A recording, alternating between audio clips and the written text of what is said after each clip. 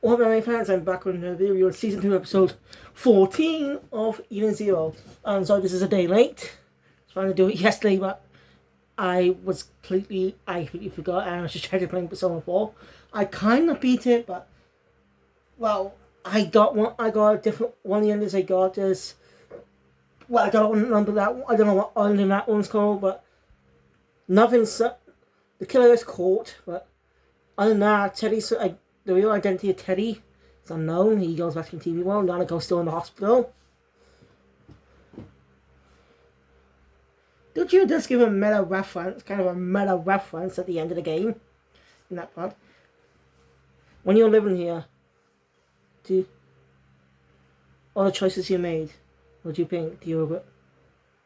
What do you think of the choices you made? Oh, yeah.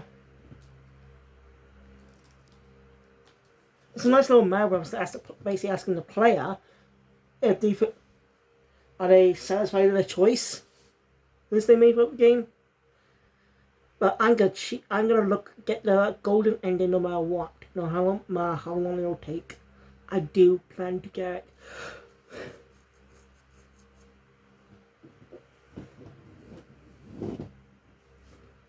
So yeah. So this is the 14th episode of the second season, and with it we got some new things. This is technically the Red Cave arc, which I said is also a short arc. Actually, I gotta remember to look up the next arc, how many chapters it's gonna be.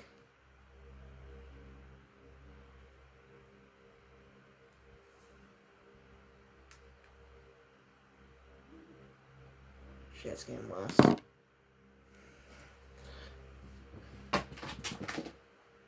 So, yeah. Sorry about it. Without any delay, let's get into the review. So the episode was like the usual recap of what happened with Ziggy. We get return of Xiaomei. Yeah, it's been a while since we last saw her. Right, we haven't saw her since season 1. Mostly since she told them to go to Planet Sun Jewel. That was the last time we saw her, I think. Or was it in the season finale? Can't remember, it's been a while. Remember, let me know in the comments down below. So yeah, she basically kind of recaps what happened with Ziggy.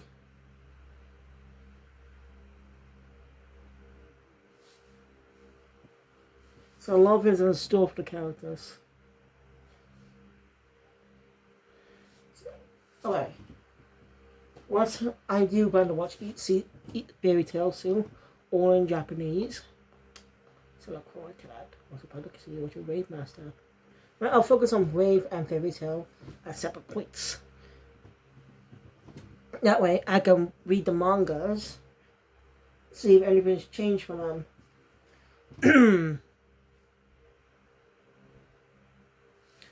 So yeah, we're back.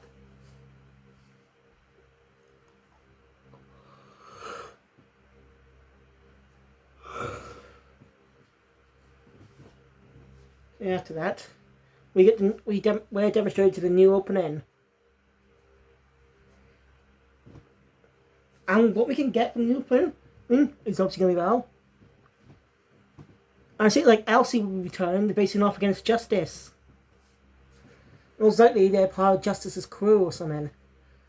So it looks like even Xeno Zero's crew will end up facing against the Justice and his crew and some crew members.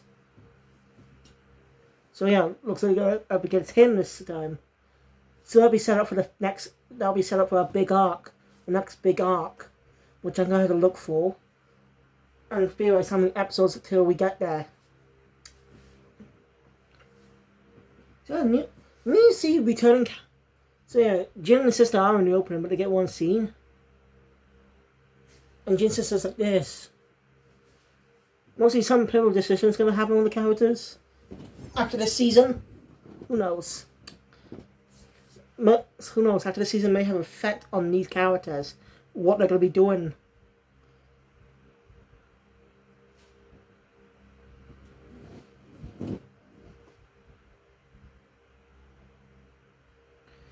So we get Laguna. I think his name. We get Return of Laguna. I think that's his name. You remember? I remember in the Element 4, the one the water ether gear. Yeah, I'm serious. Seriously, people who read the manga were surprised to see his return. They thought he was just be a one-off bad guy. But we could tell he had a bit of decency in the previous arc. Since he wasn't that bad of a guy. So interesting that Mashima cited about the character. I mean, that's pretty cool. Who knows what his role in the story is going to be. He seems like he'll be on the good guys, though. Seems like he'll be on the side of the good guys. Even by the end, then. I'll get in a bit. And we get a big returning character as well. I think his name's Chaka. No, not Chaka. I can't remember her name. Basically, the chubby beekeeper. I forgot her name. You remember her, right? The girl who likes snacks with the gag and the gill sock.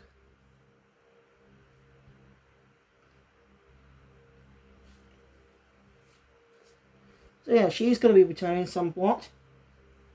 Because she's in the opening, she's just sitting there eating a burger, and a robot breaks through the wall. I don't know what importance that's going to have to the story, but we might find out soon.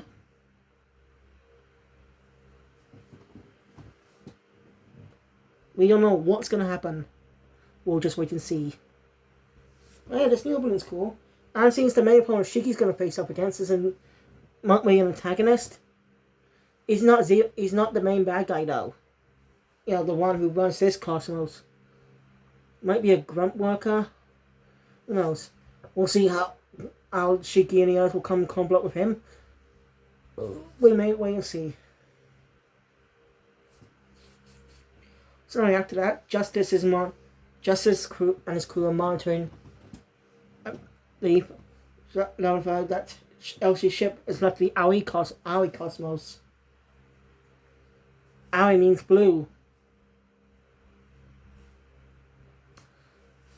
Yeah, Aka, Aoi. Aoi means blue, I guess. Like Aoi Ranger from Go Ranger. Aoi Ranger!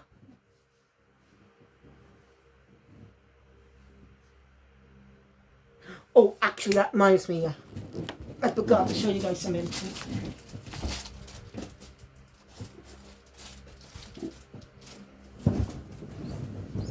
I bought this online the other day. Came in the package. You missed some Go Ranger manga by Shotaro Ishimori. Never released here, not released in the UK. So it was distributed by Seven Seas Entertainment. They do not release in the UK. Because it has an American and Canadian price. $24.99 USA, $31.99 Canadian. Fuck, that's expensive for a fucking manga. I get it's big, but damn. Canada's more expensive. Hopefully I plan to cover this manga on my manga channel someday. I also plan to order the Kamen Rider manga.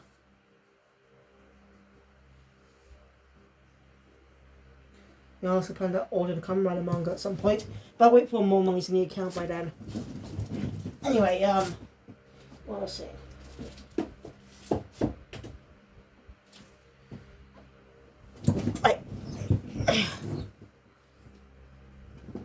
So anyway, I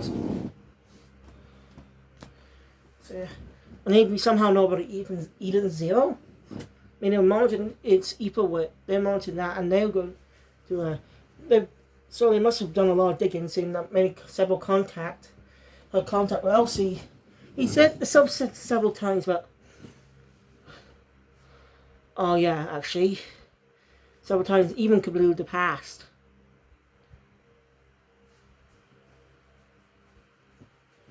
So yeah, it seems again we're running to Elsie. So we'll assume when they run into Elsie, that begins the bigger. I assume that battle is going to be the climax of the season. As I theorize, that's going to be the climax of the season. That would make sense. Then I've got some short arcs to deal with. So I'm going to theorize how many episodes it's going to go to just by judging by how short the see how short they are.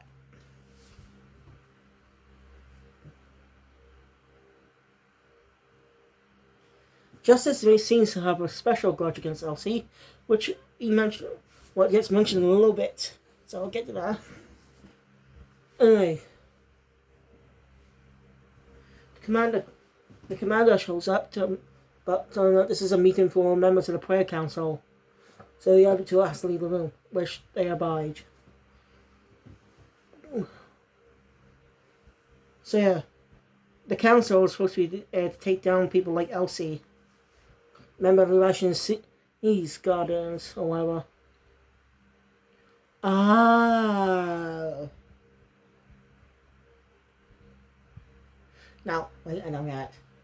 We don't know, Fairy Tail the Russian Seas is actually an introduction arc for Wendy, one main character in the series. So, introduction arc for the main character. And Carla, which her name is spelled differently on behind the voices. Might be how her name is actually spelled in the Japanese, or the Japanese language. I don't know. But I do plan to cover Fairy Tail soon. I promise, guys. I really do want to cover it before Eden Zero finishes. After the season's over, I'll review it and wait for season 2 to become premiere. Season 1 premiered in 2021. After the season, more simply aired in 2020, streamed on Netflix in 2021. Second part streamed in 2022, I think. So it took this long for season 2. So maybe a long wait for season 3 when it gets when it comes out. So that's gonna be a long wait for us, probably. But not one anime though. That second season's coming out not too long from now. In early 2024. So we'll get there. But it's not in this review though. Anyway. So,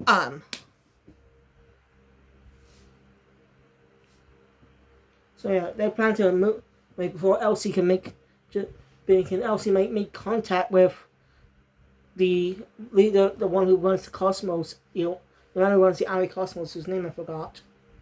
But I'm sure it'll become important.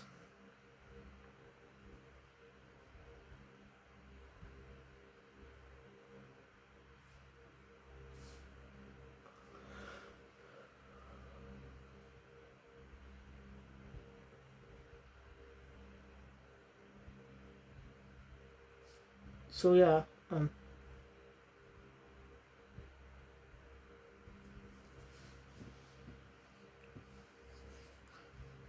it seems he blames Elsie for some kind of crime that happened, something that happened personally to him.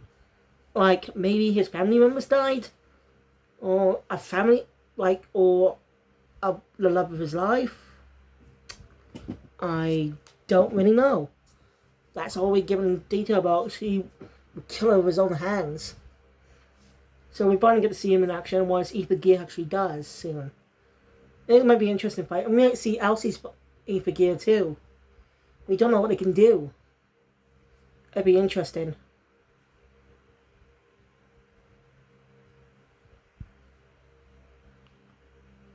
Even more interesting is that Elsie has a traitor on her crew. Who works for the government, whose sister I think works for the government.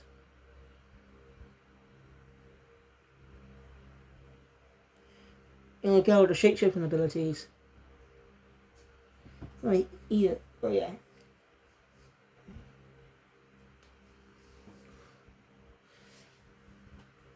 So yeah, anyway, the gang arrive on the Red Cave, planet Red Cave, where they might find information on Mother.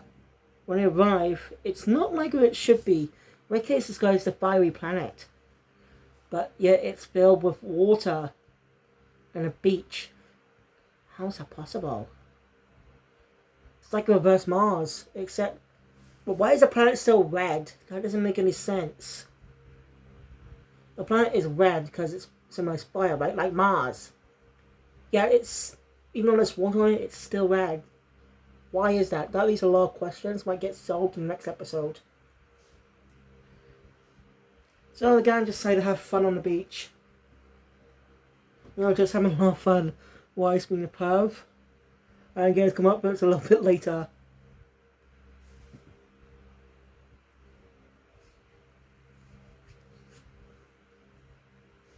Even Jin's sister joins in on the fun. She actually really kept starting the bottom of the crew. Kind of like, I think Hiro Mashima was inspired by One Piece in a way. How I know a small amount group of characters, as more characters join throughout the series and little boys at a time. Like One Piece. So you start out with 5 main characters for the East Blue Saga. And introduce BB in the Whiskey Peak arc.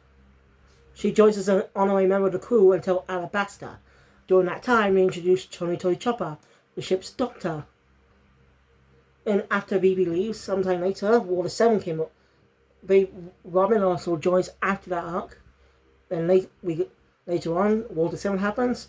Frankie joins. And after that, Fred arc. Brooke joins, and recently Wano, where Jinbei joins. We get some fun. Has some funny fun.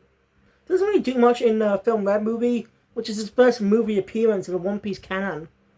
Not canon, but you get the point. It's his first movie appearance. I do want to cover that movie as a point, but I need to catch up on the anime first. Oof, Wano's gonna be the longest arc out there. I'm not showing you, it's gonna be freaking long. Ugh. God, that's gonna be really tough. So anyway, I'm off topic, but yeah, I think Hiro was inspired by One Piece in a lot of ways, especially with his art style. Well, it's his own. You could tell some inspiration came from One Piece. There was similarities and some slight similarities in the eyes. Influence. I think that's pretty cool. Being influenced by one popular careers. What's Shrinkslin? I scored on Friday with these 4 seasons of Dragon Ball Z Kai. I can get the final seasons this weekend. Well, next week still. So yeah, I'm almost done with my Dragon Ball collection. All I need now, after these, is original Dragon Ball. And possibly the movies as well. Along with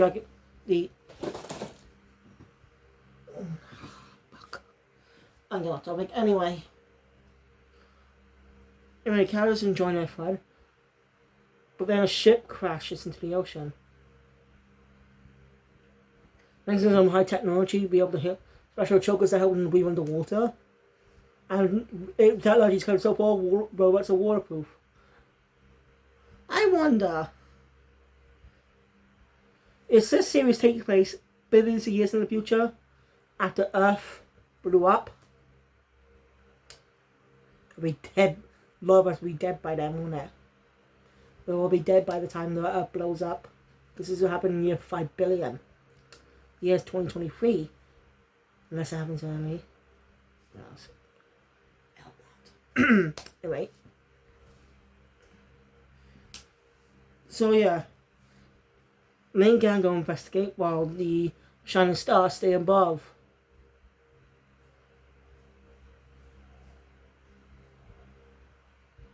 Why did they go come up when they look at Homer's butt? That swimsuit is pretty unique. It's a very customizable style. Oh.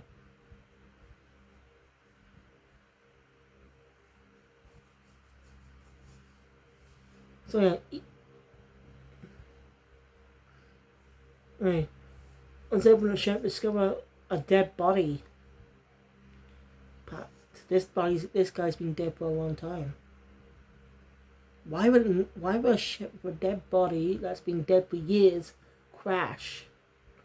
Why would there be a dead body that's so many years old be in a ship that just recently crashed? Something doesn't add up. We also discover a sea temple, so they go investigate. Rebecca spots someone on the ship saying, "Ladia, the love of my life." They get investigated, but they're attacked by an octopus. Immediately, Shiki-Gon uses Ippy gear, because of a special type of effect, since water has its own type of gravity in a way. like with strong currents and stuff. Water is its own beast.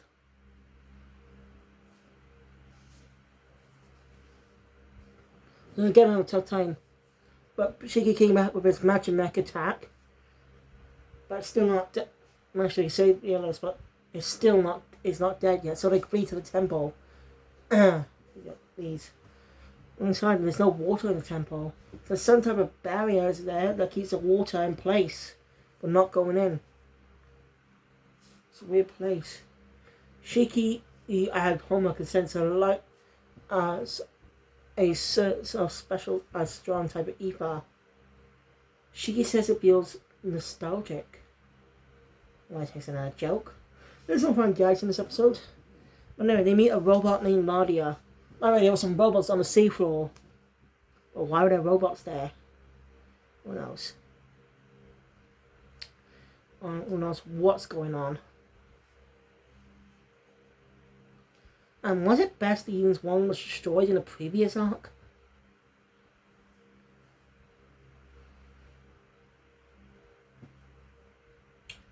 Well, not the previous arc. There's a lot of mysteries going on right now in the series.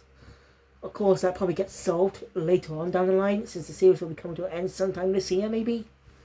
I don't know. We'll wait and see. There's supposed to be a time skip happening that just recently happened. With like Fairy Tail's time skip. It wasn't even that long. It felt like a 2 or 3 year time skip, like with Dragon Ball, One Piece. And Naruto. That's a big enough time skip for the characters to change their style. Time skips are my favorite thing of anime, where some time has passed and characters can change their looks for the new norm. Anyway, we meet a robot named Nadia, who's supposed to be the guardian of this temple. And in the episode there. Oh boy, that's a lot interesting. We'll wait till we'll have to wait till Saturday to find out more information. So, yeah, I won't be overloaded.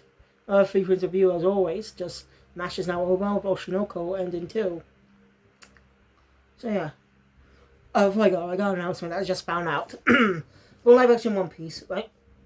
It's revealed that the Japanese actors will be reprising their roles for the Japanese dub. Yeah, that's actually a good move. It's like with Deca Ranger cast dubbing over Power Rangers SPD into Japanese. Since Deca Ranger was the source material for Power Rangers SPD, the season I grew up with.